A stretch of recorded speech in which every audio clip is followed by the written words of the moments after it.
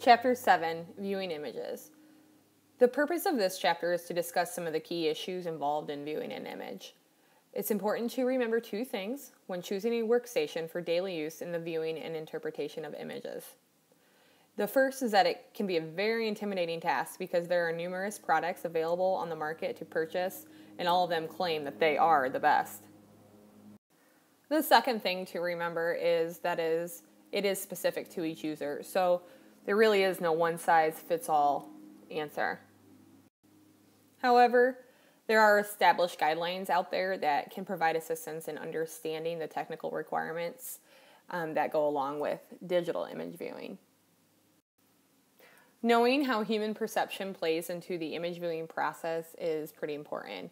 The eye's main function is photoreception, and this is the process by which light from the environment produces changes in the rods and cones in the retina of the eye. Rods are responsible for sensing contrast, brightness, and motion, and they are located in the periphery of the retina. Then there are cones, which are responsible for fine spatial resolution, and color visions, and they are located in the fovea and parafoveal areas. Having two eyes allows for the radiologist to have depth perception when viewing the 2D images. There are three main aspects of vision that are important for interpreting medical images. They are spatial resolution, contrast resolution, and color vision. Spatial resolution is the ability to see fine detail, and this degrades with age. Deficiencies in spatial resolution can easily be fixed with prescription glasses. And also, there are special glasses out there that are made just for computer viewing. Contrast resolution is the difference in color and brightness that allows us to distinguish between objects and background in an image. Low contrast regions often go undetected because it is hard to establish what is the background and what is actually the object that we're looking at. Color vision is accomplished by cones in the retina. This is less important in radiology than in other specialties such as dermatology, pathology, and ophthalmology. So there are no requirements for radiologists to have their eyes checked on a regular basis, but if there are complaints or the radiologist notices he is having a hard time viewing the images, a simple solution would just simply be to get glasses or prescription lenses if necessary. It is very important that the display hardware and software on the radiologist reading computer is up to quality standards. These standards are established by the American College of Radiology. They have published guidelines for digital radiology that include display requirements. LCD monitors are used by radiologists today. It obviously wasn't always that way. Before LCD monitors or liquid crystal displays, there were cathode ray tube displays that were mostly used. Most displays are two-dimensional, in which depth perception is poorly displayed. There are stereoscopic displays out there, which allow for better depth perception. This is where two images are acquired of the same object, but they're taken from different angles, usually 15-degree angles, and then the brain fuses these images together and depth perception occurs, but only with the use of special glasses that allow you to see the depth information, since they have red and green filters that send one image to each eye. And that is what the brain fuses together. So I'm sure you've seen a 3D movie. You have the glasses, they're red and green, and this is where the depth perception occurs. So it is the same concept with the radiologist reading display for stereoscopic displays. Matrix size. Current displays are 1 to 6 megapixels for the monitors. Megapixels refer to number of pixels contained in the display. Small matrix displays are used for small matrix radiographic images such as CT, MRI, and ultrasound, and these are typically 1 or 2 megapixels. Large matrix displays are used for digital radiography and digital mammo, and they are typically 3 megapixels and higher. The large displays are really only needed when resolution of displayed images needs the increased resolution. They're more expensive than small matrix displays, and you'll often see radiologists using a different monitor to view the mammography images, which is an example of using a large image display.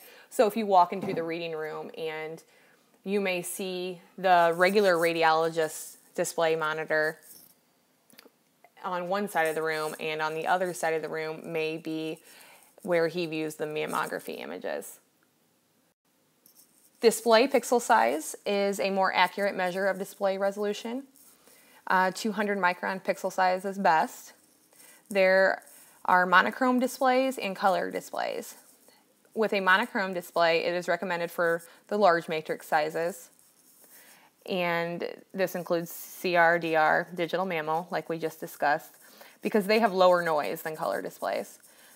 And with the color displays, they are typically used for the small matrix displays, so CT, MR, and ultrasound. All right, we'll talk a little bit more about display hardware basics.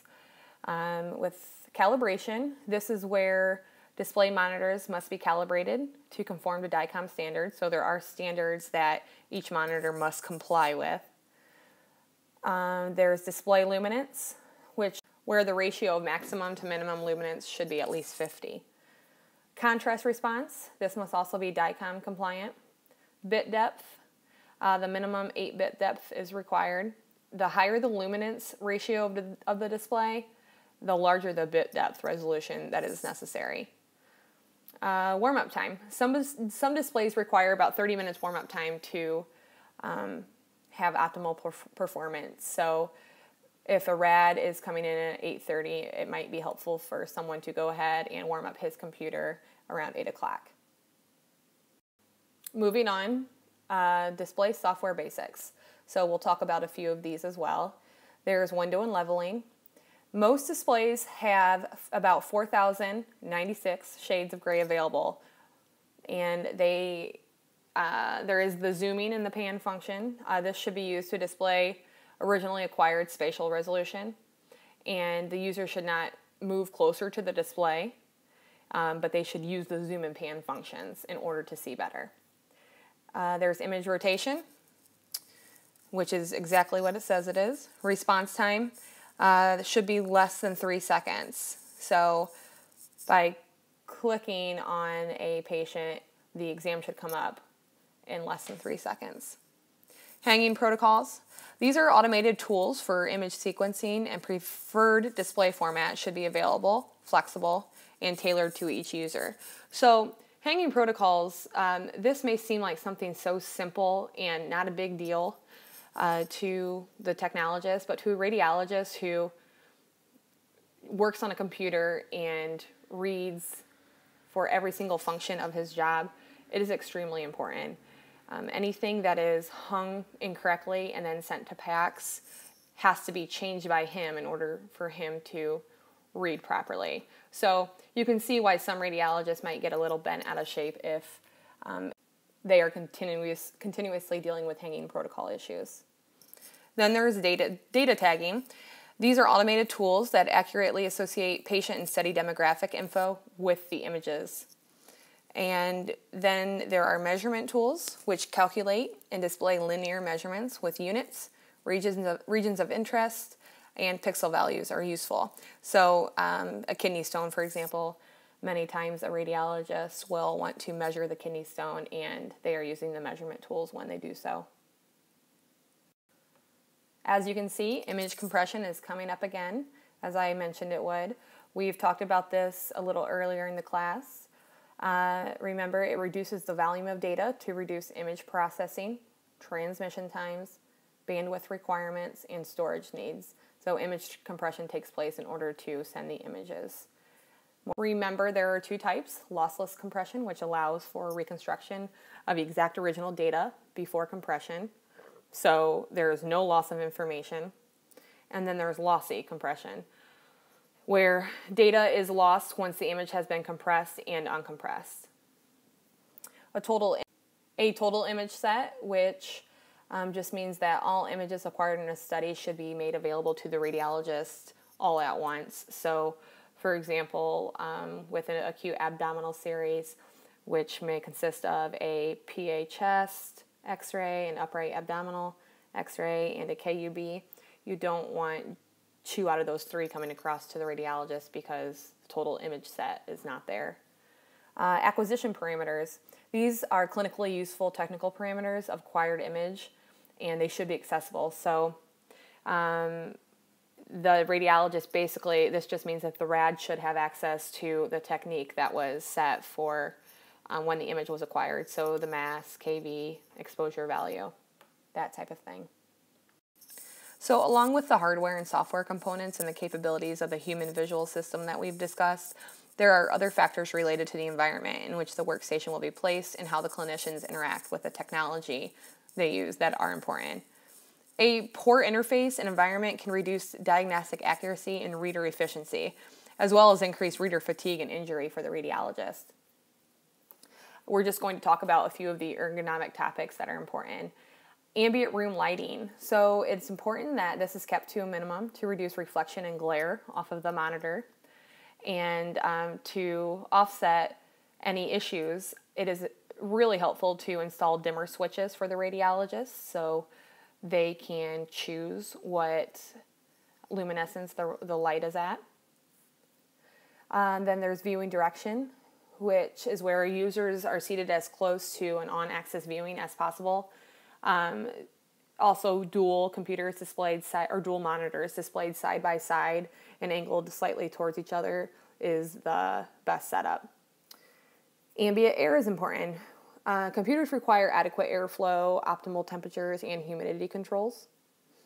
And ambient noise. So this is basically background noise. It should be kept to a minimum, especially if dictation systems are used, because it can really bog them down and confuse the dictation systems, which essentially causes more problems for the radiologist. Seating is an ergonomic issue. The chairs that the radiologists use should have good lumbar support and should have adjustable height controls. This goes the same with desks and tables. They should be at a comfortable height, and they should be adjustable as well. I know our radiologist, he sometimes in the morning will be seated to read his exams, and by the afternoon he is standing up and the desk or table is up in the air as well. So it is adjusted, so it is up to his preference. And then there are peripheral input devices, which those are what we've discussed previously in this class. So keyboards and mice, they should be comfortable for each user to avoid any hand-wrist injuries. Dictation tools, internet access also needs to be readily available for the radiologist. I can imagine that the radiologist wouldn't be too happy if his internet access wasn't working properly or his dictation tools weren't working correctly with his computer. Obviously, these are things that he needs to have that are fully functional in his environment.